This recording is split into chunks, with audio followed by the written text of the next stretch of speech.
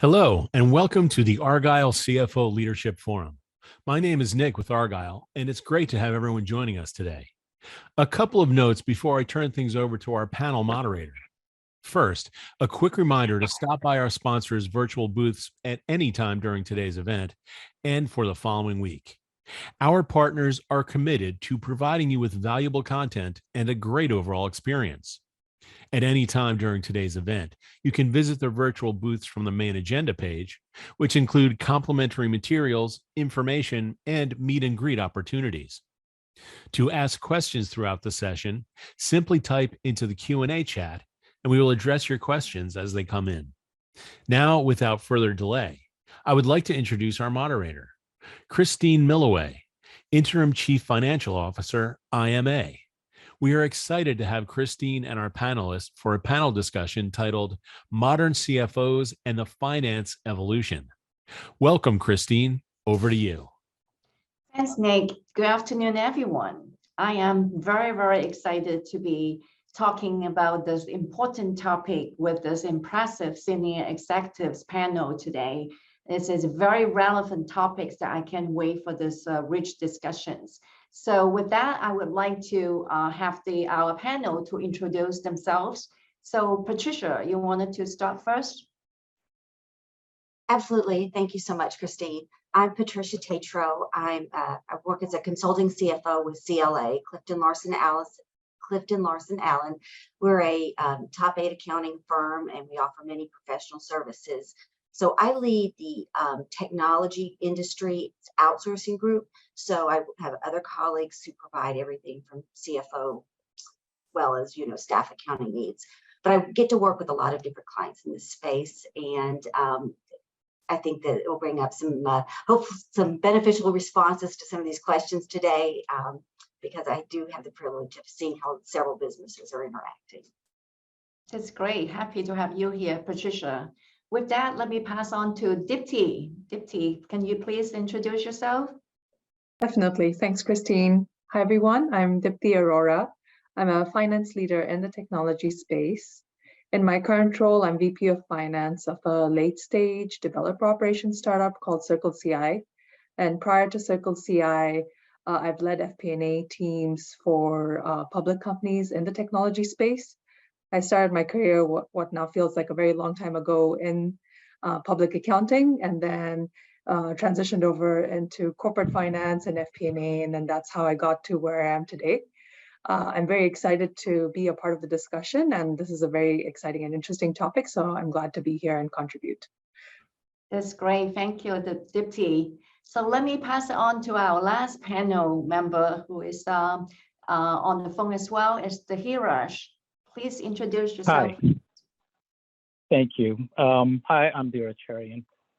I too have a background in manufacturing, energy, technology, and I've most recently been the CFO for Feral Gas, which is a propane distributor in the United States. Right now, I do work with a lot of clients in a consulting role on early stage, mid and large caps, mostly in the energy and technology areas. And it's going to be a great topic, things that hopefully I can share with all of you, but also learn myself. That's great. Thank you. Happy to have you here.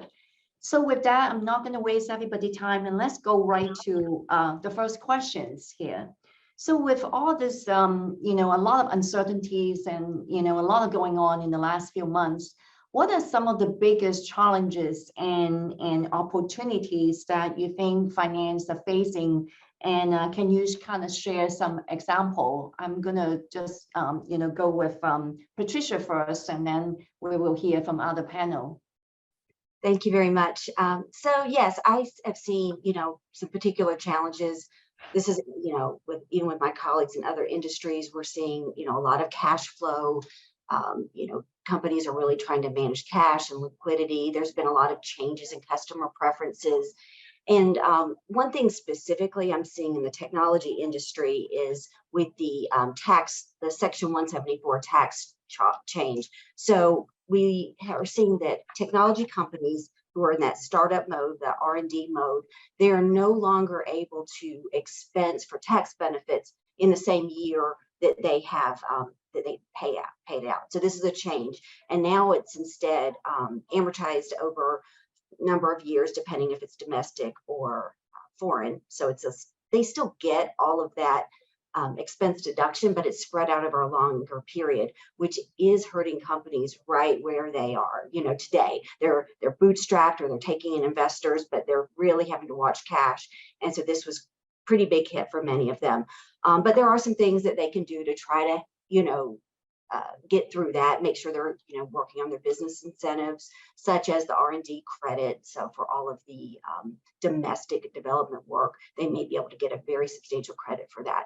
So these are, this is just one example.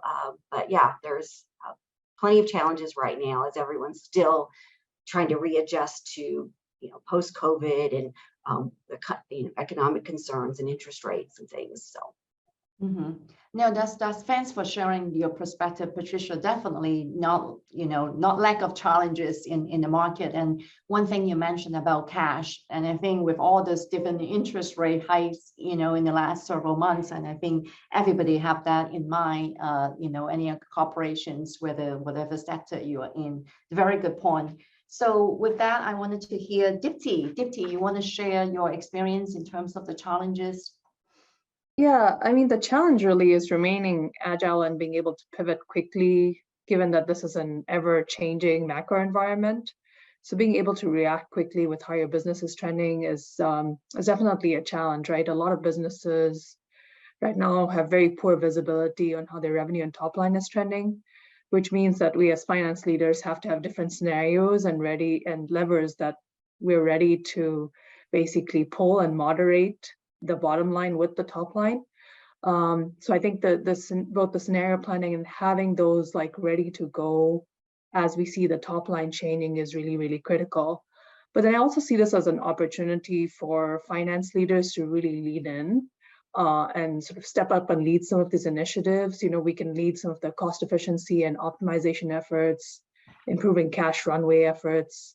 And also we can help with improving visibility for the rest of the leadership team of leading indicators of revenue by making that available sort of real time on a real-time basis, so that we can make these decisions quickly and making sure that we have the pulse of the business on our fingertips. So I think there's definitely it's a challenging environment, but definitely an opportunity for a lot of finance leaders to be able to lean in and make an impact. No, thank you, Dipti. I think what you point out about being agile and how we, guide the organizations to really react and act quickly, I think definitely seems to a common denominator that all of us need to deliver.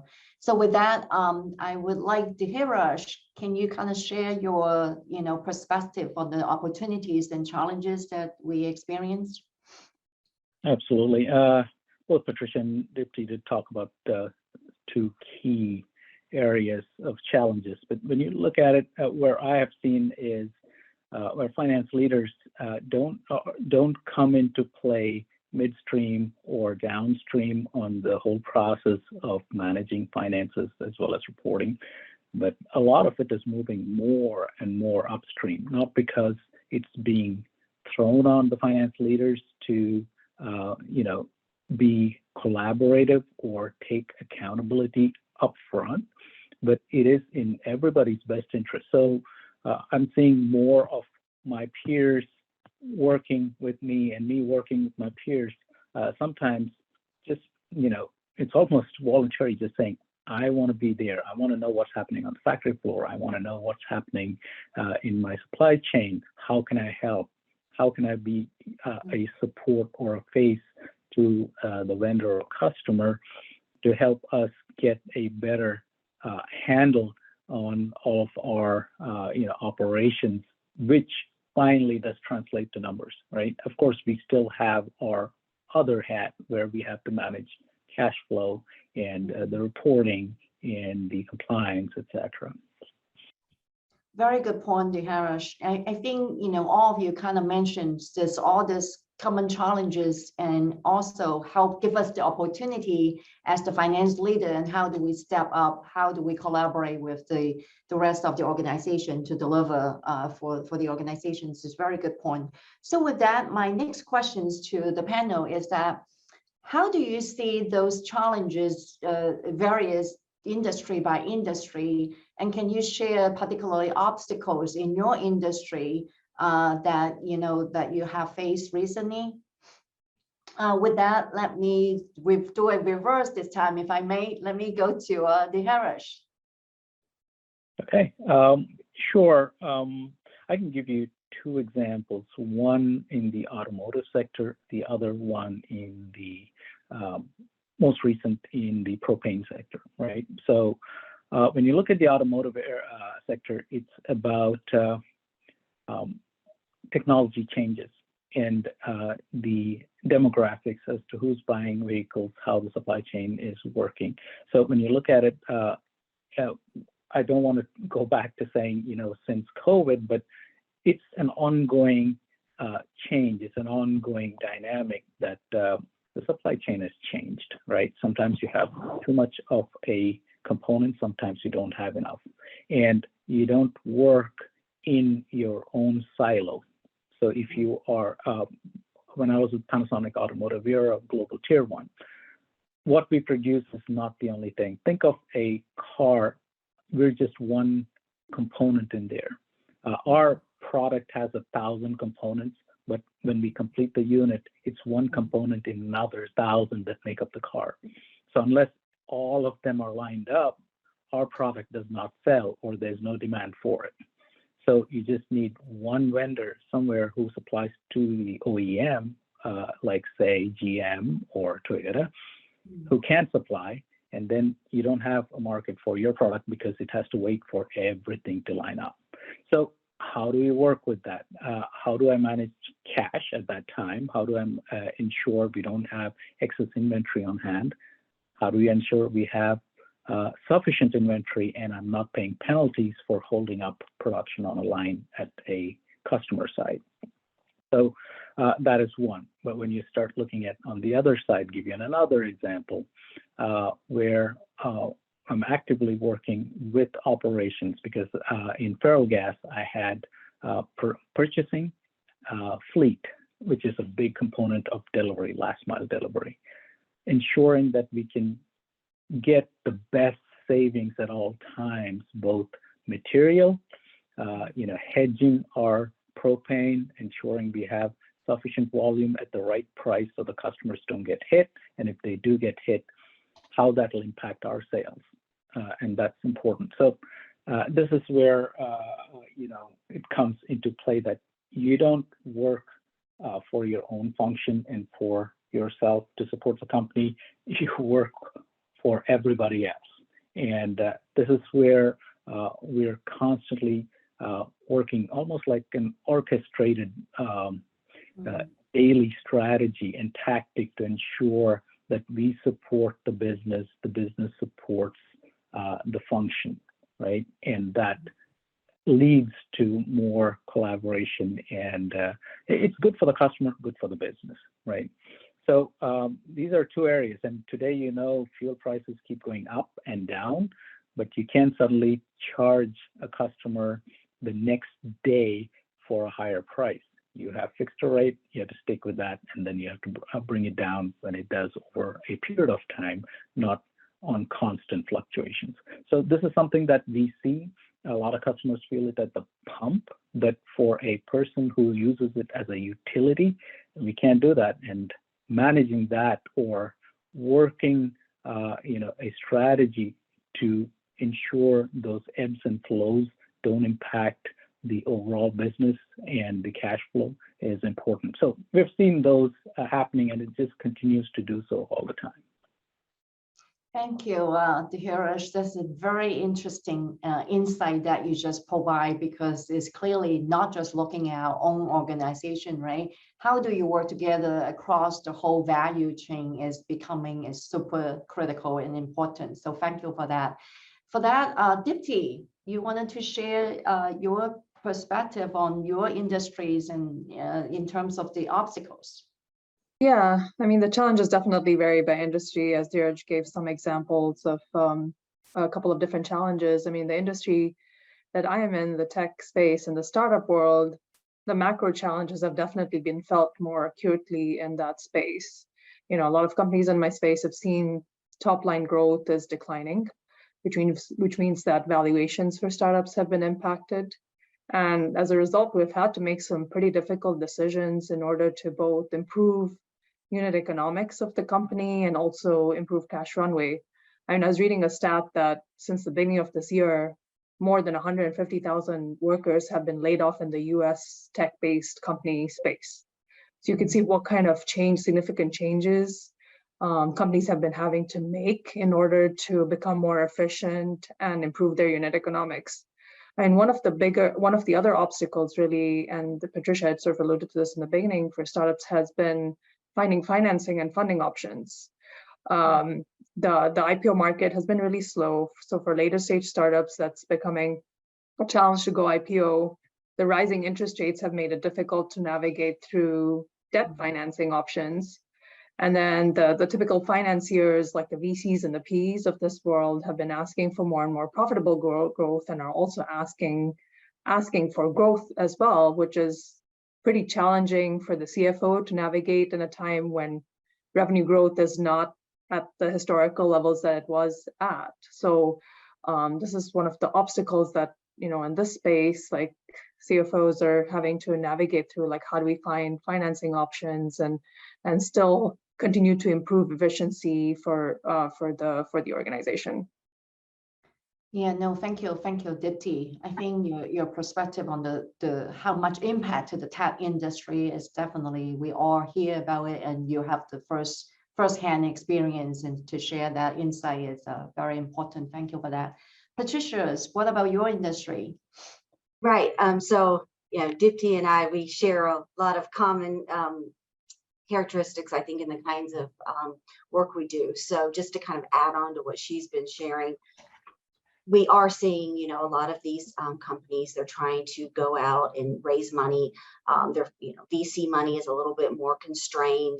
There's also in the technology industry, AI, of course, it's a wonderful thing everyone keeps hearing about and all these changes, but it's really hitting the R&D departments pretty strong. So there's a lot of analysis around, you know, the ROI on additional features inside the software. They want to make sure that they're keeping something attractive to their current customer base, as well as, you know, acquiring new business. So it's a constant challenge. And of course, with the money tighter, the interest rates, all of the different things happening at the same time, we have to talk more, we have to collaborate more. So I'm seeing that, you know, we're going to spend more time on financial modeling, doing pricing analysis, trying to do some research in the market, and come back and try to do those calculations or what if scenarios, because it impacts everything from their staffing budgets to, you know, again, the cash out the door. And you have to be able to kind of grab a scenario based on a certain level of business, you know, then do another one where you're recognizing the risks that you're, you know, working with. So, you know, if you're heavy in one area or one type of customer, it's important to kind of do maybe that worst case scenario if you have that range of that variation, just to make good choices. Because, you know, when I've had clients that do that, they take the time to say, what if, you know, we lose half our business, or what if something bad happens, or what if something great happens, that they understand how they'll react to that. And, you know, whether it's, hey, we think there'll be big growth, you know, what are we going to do to support that if it happens? Do that analysis. Or the negative side, that we don't like to think of bad things happening, or if they do need the additional R&D spend and they don't have the cash, what needs to happen. So, you know, sometimes it just comes down to the pitch deck, whether you're getting in front of investors or just trying to communicate for conventional financing. You want to make sure that those people believe in what you're building, and it's very important to, you know, have a professional pitch deck with the facts that make sense, and in your back pocket ready to answer some of those difficult questions that, you know, that they might ask. Now, this is very interesting. I think one common theme I heard from the panel here is that the way of working is definitely kind of change and evolve, right? Is you guys all mentioned about the collaborations with your value chain partner, and agility is so important with different, predictable analysis to work with your customers and your partners. So super interesting. So my next question is around, so that's very interesting. So my next question is around your roles of CFO, right? As I often, myself, experiences like this role of CFO seems to continue to expand and expand. So really would love to hear from you. Let me go to Dheeraj, and I wanted to hear from you, from your perspective. Have you experienced that your responsibility just continue to expand, and if so, including what responsibility that was added on your plate? Well, it's always an interesting dynamic. When we were accountants and controllers, our role was all about ensuring compliance and reporting. Get to CFO, you have more of a face as a business partner. What does that mean, right? Let me put a small analogy. Used to be a time I used to wear a suit and a tie and, used to report the numbers. Now, I don't care. I roll up my sleeves, wear a pair of jeans, and I'm on the factory floor, understanding that. I participate with the operations team on Kaizen projects, right? Now, is that directly a financial requirement? No, but is this what allows me to understand finance and contribute to the overall operations and make it easier for my function and my team to collaborate better? Definitely yes. So every day I'm learning more and knowing that I know less, right? So I sit with the engineers. They talk about the latest R&D projects. And I have to learn about what are they talking about, what's the technology, what is it going to do, and then speak to sales, speak to marketing, and understand that, not just let everybody, put their point of view from a sales perspective or from a financial perspective, from a project management first, but understand all of that, because we're still looking at it, holistically. And my CEO does not expect me to say, okay, do you have the money? No, he or she wants me to say, well, do you understand? Do you buy into this wholeheartedly? Because I'm also signing up for it. And we have to make this happen together. So it is all of it together. I'm not just doing finance speak, but I need to do that. That's a given. But on top of that, how am I giving a qualitative acknowledgement and response to everything, right? So that understanding is continually building up. I always love to learn. I continue to learn, but you find that you don't know enough, which means you got to keep learning. You got to keep asking questions. And it also builds a certain level of respect with your peers, with other members who you should never think that, oh, I'll talk finance, and if they don't like it, so be it. No, they need to, when you give a decision or make a decision, they need to acknowledge it, saying that, yes, he's not entirely stupid, or he's not entirely looking at numbers, right? And his team has been working with us, so there is a sharing of information, and it's based on knowledge and some level of experience of what they do. So then it's more palatable for everybody, and it acknowledges that you have understood, and that's why that decision was made, rather than I just looked at the numbers and hey, my DCF doesn't look good, therefore I don't accept it. True, but what are the other parameters? So we looked at that and then discussed it, right? So there's a little bit of flexibility required, a little bit of softening of just pure numbers, but at the same time, you can't unwind anything that's financial. You still have to hold that line. So I loved what you said earlier at the beginning of this. You say, every day I learn more and know less, That is a very insightful quote. It's like, basically learn in a humble way, right? And I love that, Dheeraj. Patricia, can you share your insight on your end? Absolutely. So I think it's important to realize that, maybe this really isn't new, but it's more important than ever that, being a CFO, it's more than just the numbers and managing a finance team. You really have the responsibility to help bring value, impact for the organization you're working for. And one thing I see a lot of is getting involved with digital transformation. So, we have a lot, again, technology, there's a lot out there. There's a lot of tools we can use, to leverage data and analytics and really get good information to make good choices. So when you're working, hopefully cross-functioning, across the company, and you're collaborating, you're bringing in not old information, you're recent, very, you're getting information faster, real-time information, and you're adding that into your forecast, your projections, whatever you need to do to plan for the future. So a lot of that sort of technology piece is big.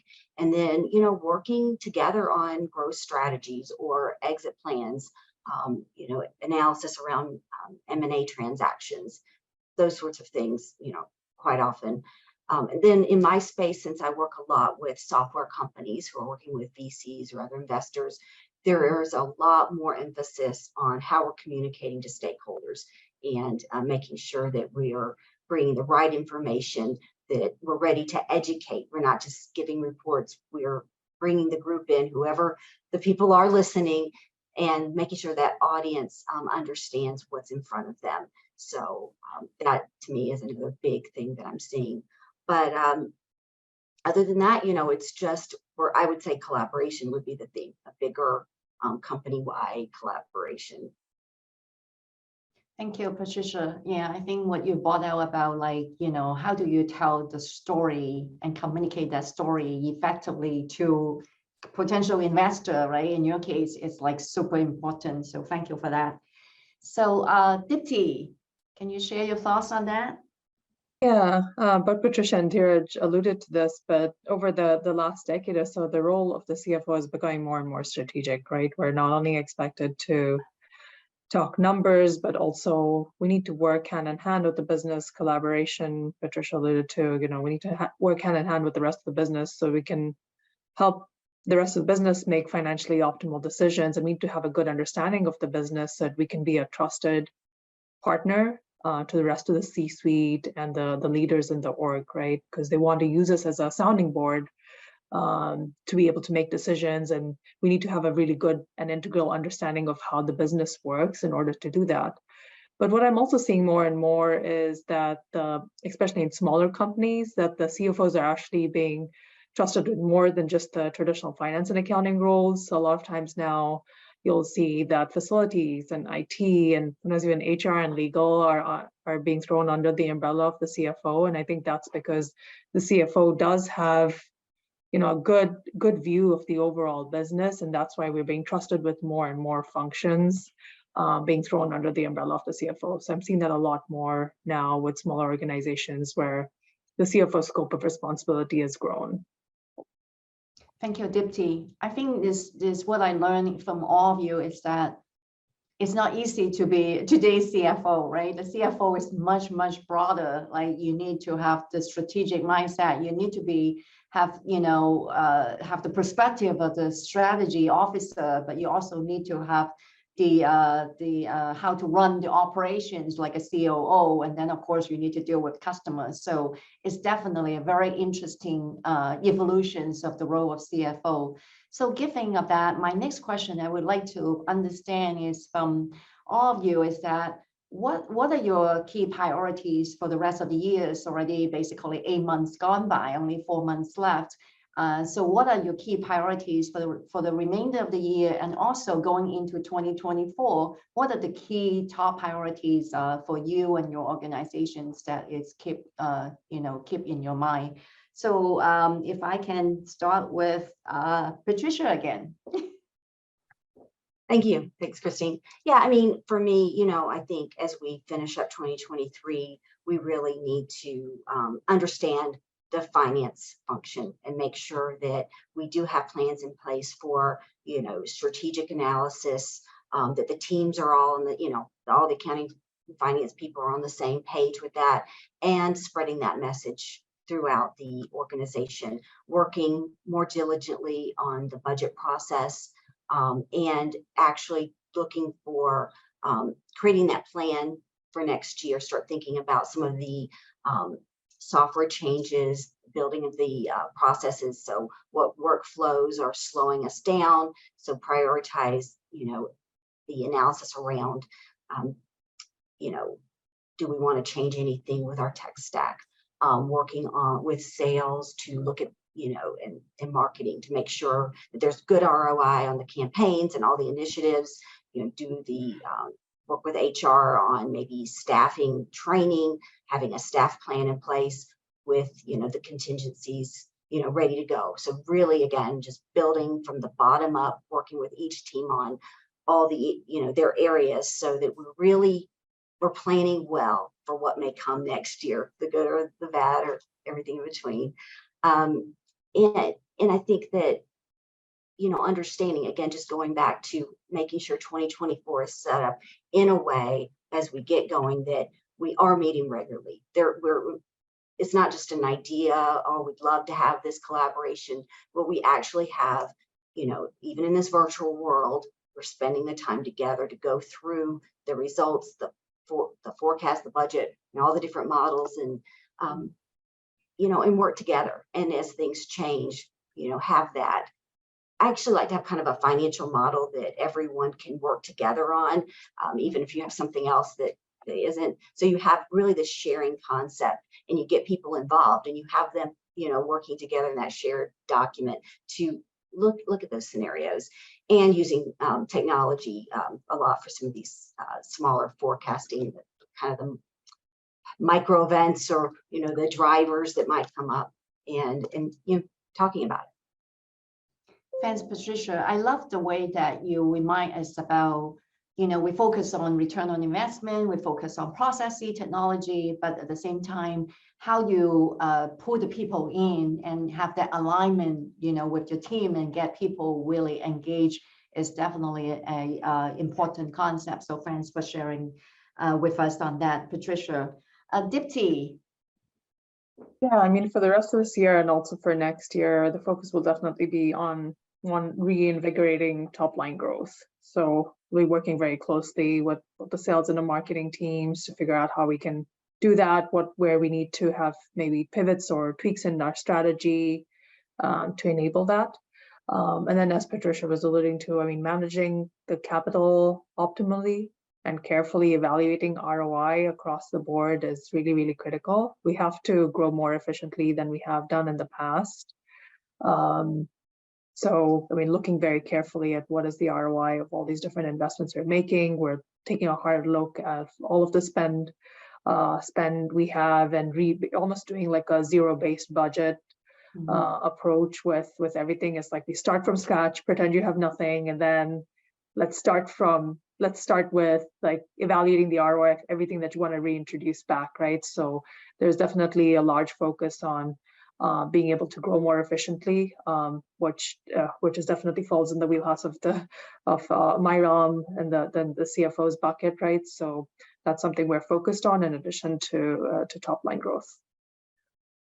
Yeah, no, truly agree with you, Dipti. I think I agree with both of you in terms of the return on investment and even the zero budget concept, right? As nobody is entitled to certain budget only because they have it before. So it's a very good point you brought up. Deharaj. Well, I don't know how much more I can add to all the great points both Patricia and Dipti has put in there. It's just, there never was, at least in the past several years, and there's never going to be a stable year where nothing changes. Everything changes. That's continual. Just keeping your eye on it, working, because you still have to work with your teams. You can prioritize so many projects or actions. It's still finite. Just stick to those. make sure nobody's exhausted because of that. You don't want to lose people. And just continue to watch. I mean, as I think early in the discussion, Patricia talked about macroeconomics. So, everything it may still be talk, but how China change is going to impact us? How is technology changes going to impact us? Inflation, right? What does that do for our borrowings, for our cash flow?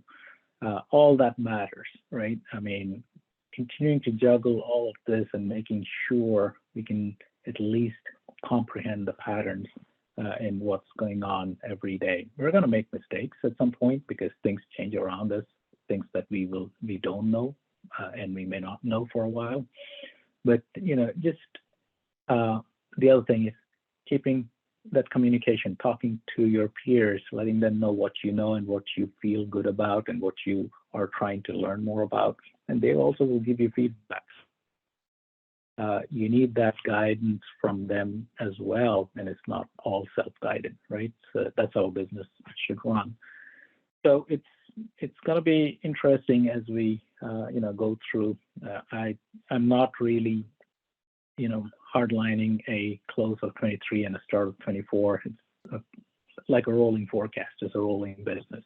Just got to keep on it. Yeah, thank you. Thank you for that. So I know we have a couple of questions from the audience, which I will, share that with the panel here. But before I do that, I want to have one last questions for the panels before we go to the questions. Is that what kind of recommendations you have, for organizations to be more agile and more limbo, giving this a lot of constant changes? And some of you mentioned a little bit earlier, but if you wanted to have kind of closing comment in terms of, how do you embrace the agility? If I can go to Dhiraj, you want to share that? Sure. Learning is important. Involve not just yourself, but your entire team. I've always done this through all of my roles, but your team should be collaborating and working with and discussing at all times with other members of the business. That could be in your supply chain, in your warehouse, on the production line. No job or no role is too big or too small or too distant from what you do, because something is going to give you more information. And continue to foster that. You learn more. At the same time, you're buddying with operations. It allows people to learn more and teach more as well, right? And that should always be constant in your mind. And keep communicating. And it's not a trite remark. I've really liked it. Is just you're going to have a lot of stressful moments as well, but just continue to have fun. I mean, what you do there is what you can make. You have all the tools, new tools, all the support from people, but that's all at work, not at home. It's at work. And use that, enjoy it, and learn from it. Make mistakes, fine. Stand up, move on. And, you're going to learn new things. New things are going to happen to us as a business. Just pick up on it quickly and move forward. Love it. Love what you said, the learning mindset, love what you shared. Patricia, you want to go next? Sure. And to echo a little bit what Dhiraj said, I do believe in training. I think it's really important that, specifically, I think of leadership development, helping them communicate effectively, inspire trust, drive innovation and growth. I think it's very important from that scenario that, they're representing the company, building the morale around these things, the excitement. And then, even and in addition to that, the sales, I think it's really important that we have your sales team continuing to develop, as Dipti has mentioned a couple of times, top line revenue, focusing on that. For the businesses to navigate whatever comes next, or whatever challenges they're facing today, we have to say, what does our sales team need? Arbitrary goals may or may not work, but training in that area. Also, working with HR or management on compensation packages, looking at all of the things we can do to help that top line is just very important. But in addition to that, I say, spend time, make sure you're taking advantage of automation for improving your speed, accuracy, and like I mentioned before, just to be able to collaborate, have it accessible and easy to use so that everyone feels empowered that, to look at these scenarios. Being careful though, also I'd say for risk, looking at cybersecurity. People are getting really smart, managing cash access in that environment to so that one person's accidental click isn't going to take down the company, because we've all heard terrible stories about that. But and then using technology, that intelligence we're getting to make market-driven decisions, to look at the data and really know what's coming, to anticipate the best we can trends and customers' needs, and the competition, and in some cases even regulatory changes, but stay up to date on all of that. That's great. Yes, fully agree with you in terms of focus on customers and focus on innovations, but at the same time, leverage, right? There's a lot of this, AI talk and things like this, and how do we leverage it instead of fear of using the technology? So it's a very good point, Patricia. Thank you. Dipti. Yeah, not too much to add to what Dheeraj and Patricia already said, but I mean, you all must have heard the saying that change is the only thing that's constant.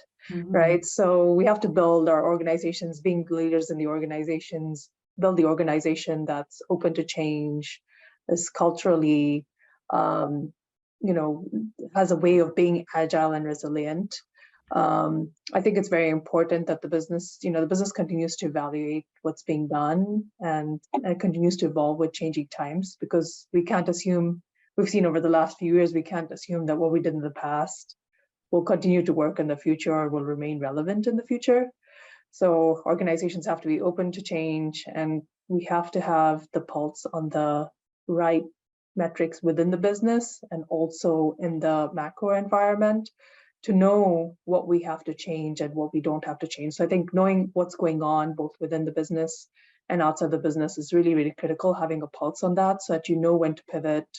You try something out, it doesn't work, move quickly with changing that up and moving to something new. That's something that all organizations sort of have to build so that we can change and evolve as times change. Thank you. That's great. So we only have a few minutes left, but we have quite a lot of questions. So I love it. It's very engaging audience here. So let's try to cover at least a couple if we can. One of the questions from the audience is, how much notice do you give your customers when raising prices?